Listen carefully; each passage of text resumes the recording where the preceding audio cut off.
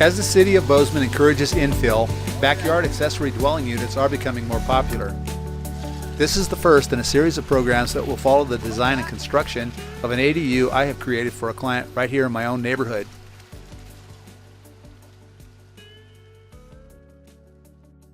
The new ADU replaces this single-car garage. Our material palette, analogous color scheme, and eave detailing gives this building a similar character to the existing home.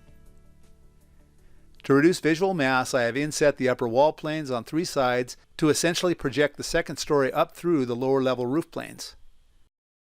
Building height limitations and side yard setback constraints influence this design. Our maximum allowable living area is only 600 square feet.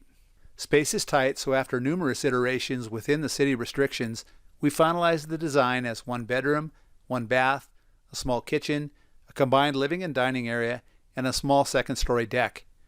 The living area is over a 2-car garage. As a former builder, I am committed to giving my design clients a positive construction experience. I know what to look for, and I take an active role in setting my clients up with the best possible builder to execute a plan. In this case, we are very fortunate to have Neil Baggett and Jeff Thompson as the general contractors for this project.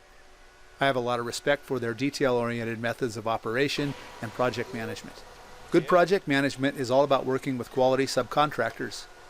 The foundation sub we are watching in this first phase of the project is a good example of what I'm talking about. Pyramid Concrete's work is a great demonstration of what a very efficient and professional foundation installation should look like.